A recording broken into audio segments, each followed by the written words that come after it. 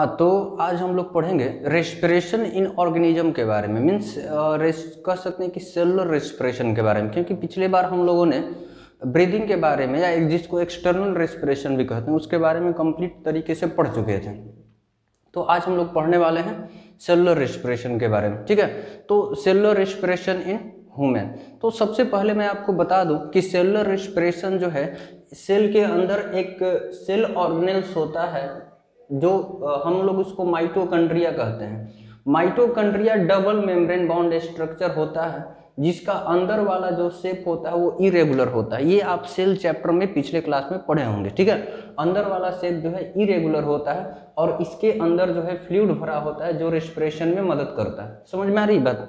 तो हम बताएंगे कि सेल के अंदर रेस्पिरेशन कहाँ होगा? माइटोकॉन्ड्रिया में, ठीक है। तो माइटोकॉन्ड्रिया में भाई कितने मेम्ब्रेन होते हैं? 2 मेम्ब्रेन होते हैं। अंदर वाला सरफेस जो है वो इरेगुलर होता है। काहे कि इसमें जो है ये सरफेस एरिया को बढ़ाने के लिए, ताकि ज़्यादा से ज़्यादा फूड को ब्रेक डाउन किया जा सके और ज़्यादा से ज़्यादा एनर्जी रिलीज किया जा सके। क्योंकि ये जो है रेस्पिरेशन जो है इसके अंदर वाले सरफेस पे ही होता है और अंदर में फ्लूइड भरा होता है जो इस रेस्पिरेशन को कराने में मदद करता है। समझ में आ रही बात? तो इसमें इस प्रोसेस में ये सेलुलर रेस्पिरेशन होते कितने प्रकार के हैं? तो सेलुलर रेस्पिरेशन मेनली 2 टाइप्स होते हैं। एक एरोबिक रेस्पिरेशन और दूसरा एनारोबिक रेस्पिरेशन। समझ में आ रही बात? सेलुलर रेस्पिरेशन कितने प्रकार के? 2 प्रकार के, एक एरोबिक और दूसरा एनारोबिक। एयर से बना है एरोबिक। समझ में आ रही बात? एयर मतलब हवा, हम लोग को कराना है रेस्पिरेशन। तो रेस्पिरेशन में किस गैस की मदद ली जाती है? तो हम पढ़ेंगे ऑक्सीजन की। मीन्स वो रेस्पिरेशन जो कंप्लीट प्रेजेंस ऑफ ऑक्सीजन में हो, मीन्स भरपूर मात्रा में ऑक्सीजन रहे, और जो रेस्पिरेशन होता है हम उसको कहेंगे एरोबिक रेस्पिरेशन। याद रखना, इसमें फूड का कंप्लीट ब्रेक डाउन हो जाता है, मतलब भोजन पूरी तरीके से क्या हो जाता है? टूट जाता है और ज़्यादा मात्रा में एनर्जी रिलीज होता है। दिक्कत है? एक बार फिर से, रेस्पिरेशन कितने प्रकार का? 2 प्रकार का। कौन कौन? एरोबिक और एनारोबिक। एयर से बना है एरोबिक। अब भाई बात है कि हम लोग को कराना रेस्पिरेशन है, तो रेस्पिरेशन में किस एयर की जरूरत होती है, किस गैस की जरूरत होती है? O2। मतलब अगर भरपूर मात्रा में O2 रहा, ऑक्सीजन रहा, उसके प्रेजेंस में जो रेस्पिरेशन होगा उसको हम कहेंगे क्या? Aerobic respiration. समझ में आ रही बात? एरोबिक रेस्पिरेशन में कंप्लीट ब्रेक डाउन होता है और ज़्यादा मात्रा में एनर्जी रिलीज होता है। प्रॉब्लम? दूसरा एनारोबिक। तो ANN लगा करके जो है कभी कभी हम उसका अपोजिट वर्ड बना लेते थे, ये इंग्लिश में पढ़े होंगे आप लोग। तो खैर मतलब उससे नहीं है, मतलब है एनारोबिक रेस्पिरेशन। एनारोबिक रेस्पिरेशन का मतलब एरोबिक का उल्टा। ये कंप्लीट प्रेजेंस ऑफ ऑक्सीजन में होता था, तो ये ऑब्सेंस ऑफ ऑक्सीजन में होगा। मीन्स वो रेस्पिरेशन जो ऑब्सेंस ऑफ ऑक्सीजन में होता है, मीन्स ऑक्सीजन नहीं रहेगा तब होगा, उसको हम कहेंगे एनारोबिक रेस्पिरेशन। क्या कहेंगे? Anaerobic respiration. याद रखना, इसमें कंप्लीट ब्रेकडाउन ऑफ फूड होता था, इसका उल्टा इसमें इनकम्प्लीट ब्रेकडाउन ऑफ फूड होगा। इसमें भोजन पूरी तरीके से नहीं निकलेगा, इसमें ज़्यादा मात्रा में एनर्जी निकलता था, इसका उल्टा है भाई, तो इसमें कम मात्रा में एनर्जी निकलेगा। समझ में आ रही बात? तो चलिए हम लोग एरोबिक रेस्पिरेशन देखें और एनारोबिक रेस्पिरेशन देखें। ये रेस्पिरेशन सेल के अंदर कहाँ होगा? माइटोकॉन्ड्रिया में। माइटोकॉन्ड्रिया कितने लेयर होते हैं इसमें? डबल लेयर होता है। बाहर वाला रेगुलर होता है, अंदर वाला इरेगुलर होता है। क्यों होता है? ताकि सरफेस एरिया को बढ़ा सके, ताकि ज़्यादा से ज़्यादा फूड को ब्रेक डाउन किया जा सके, क्योंकि रेस्पिरेशन का प्रोसेस इसके सरफेस पर, अंदर वाले सरफेस पे होता है। दिक्कत? चलिए, तो cellular respiration it occurs in mitochondria. अभी मैंने बताया था कहाँ होगा? माइटोकॉन्ड्रिया में। इसके बारे में भी मैंने बताया। टाइप्स कितने प्रकार के होते हैं भाई सेलुलर रेस्पिरेशन के? Types 2 types. पहला एरोबिक, दूसरा एनारोबिक। एरोबिक रेस्पिरेशन किसको बोलेंगे? The respiration which occurs in presence of sufficient amount of oxygen is known as aerobic respiration. Means वो रेस्पिरेशन जो सफिशिएंट अमाउंट ऑफ ऑक्सीजन में होगा, मीन्स भरपूर मात्रा में जब ऑक्सीजन प्रेजेंट होगा ना, उस समय जो रेस्पिरेशन होगा उसको कहेंगे क्या? Aerobic respiration. जब भरपूर मात्रा में ऑक्सीजन है, इसका मतलब कि फूड का कंप्लीट ऑक्सीडेशन होगा, क्योंकि जितना जरूरत है ऑक्सीजन की उतना अवेलेबल है, तो कंप्लीट ऑक्सीडेशन हो जाएगा। तो ऑक्सीडेशन होगा तो क्या रिलीज होगा? Carbon dioxide, water and large amount of energy. Means अगर एरोबिक रेस्पिरेशन होगा तो वहां से फूड को तोड़ करके कार्बन डाइऑक्साइड बनाया जाएगा, वाटर बनेगा और बहुत ज़्यादा मात्रा में एनर्जी रिलीज होता है। तो हम इसका इक्वेशन क्या है, तो ग्लूकोज जो है वो रेस्पिरेटरी एंजाइम्स की मदद से साइटोप्लाज्म में टूट जाएगा पाइरूवेट में, ठीक है। तो वो विदाउट ऑक्सीजन मीन्स ग्लूकोज को पाइरूवेट में तोड़ने के लिए किसी ऑक्सीजन की जरूरत नहीं होती। ये प्रोसेस जो होता है साइटोप्लाज्म में होता है और इस प्रोसेस को हम कहते हैं ग्लाइकोलाइसिस, ठीक है। ग्लूकोज जो है वो 6 कार्बन मॉलिक्यूल है जिसका केमिकल फार्मूला ये होता है। पाइरूवेट जो है वो 3 कार्बन मॉलिक्यूल है जिसका केमिकल फार्मूला ये होता है, ठीक है।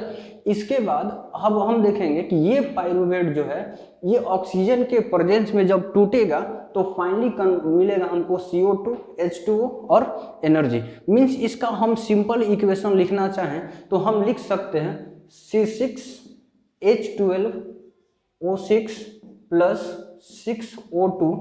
ये जो है एंजाइम्स और ऑक्सीजन, ये एंजाइम्स की मदद से जब टूटेगा तो ये बनेगा 6CO2 plus 6H2O plus 38 ATP energy. Means ये ATP जो है हमारे बॉडी में एनर्जी का करेंसी होता है, मीन्स मेजर करने का यूनिट होता है। समझ में आ रही बात? कहीं कहीं ये 36 देता है तो 36 से 38 के बीच में वो रिलीज होता है। मैक्सिमम 38 ATP रिलीज हो सकता है अगर कंप्लीट ऑक्सीडेशन हो फूड का तब। समझ में आ रही बात?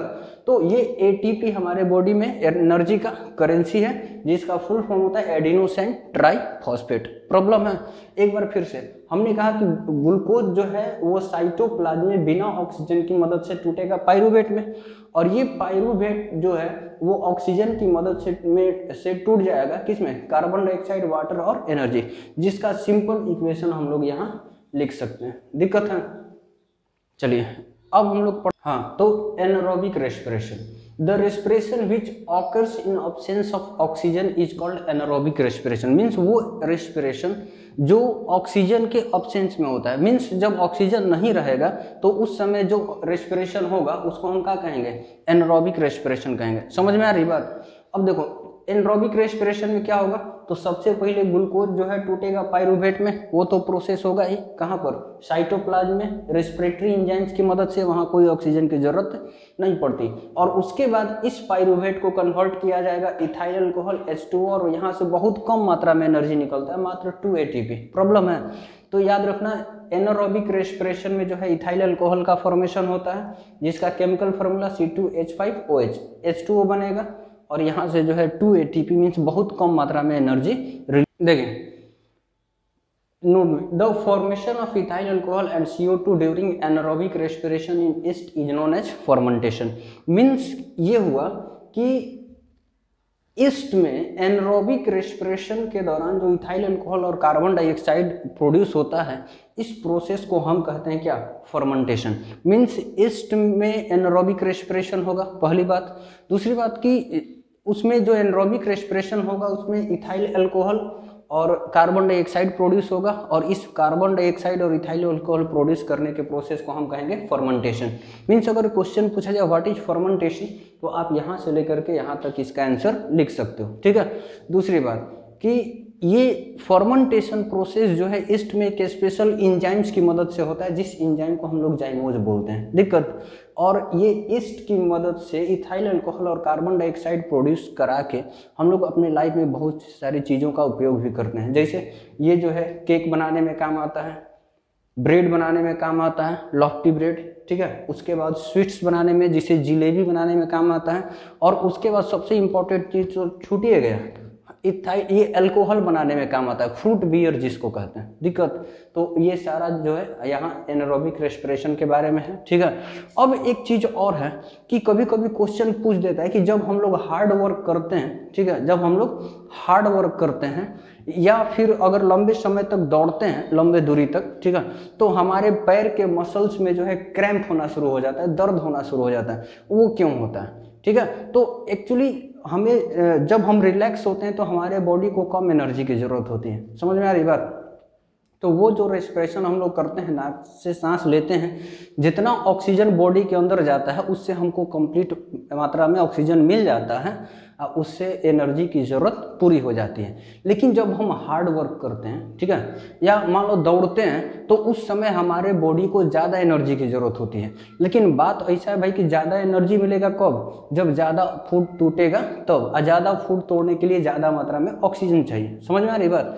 अब बात ऐसा है कि ऑक्सीजन आएगा कहाँ से? तो भाई हम नाक से खींचेंगे, और नाक का जो होल है वो एक लिमिटेड अमाउंट में जो है ऑक्सीजन सप्लाई कर सकता है। क्योंकि अब ऐसा नहीं कि दौड़ने लगेंगे तो नाक जो है बड़ा हो जाएगा और ये पाइप बड़ा हो जाएगा, मोटा हो जाएगा और ज़्यादा ऑक्सीजन अंदर खींचेगा, ऐसा तो है नहीं।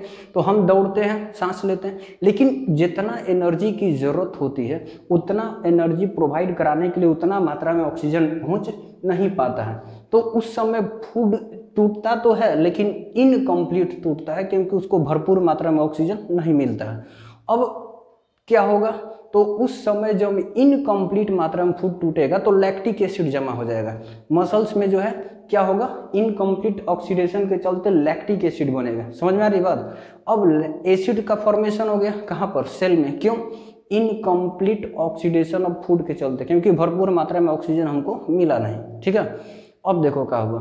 मान लो लैक्टिक एसिड बन गया, तो एसिड की प्रॉपर्टी होती है कोरेसिव इन नेचर, वो किसी भी चीज़ को कोरोड करता है। कोरोड मतलब कुरेदता है, गलाता है। तो अब वो मसल्स को कोरोड करना शुरू करेगा, जिसके चलते हमें क्रैम्प महसूस होता है। अब क्या होगा कि लोग कहेंगे बड़ा थक गया, दर्द हो गया शरीर में, थोड़ा सा सो जाओ। आदमी सो जाता है। जब आदमी सो गया तो एनर्जी की ज़रूरत बहुत कम होती है, लेकिन सांस लेगा, भरपूर मात्रा में ऑक्सीजन जाएगा। अब फिर दोबारा वो लैक्टिक एसिड का ऑक्सीडेशन होगा और वो CO2 H2O में कन्वर्ट हो जाएगा।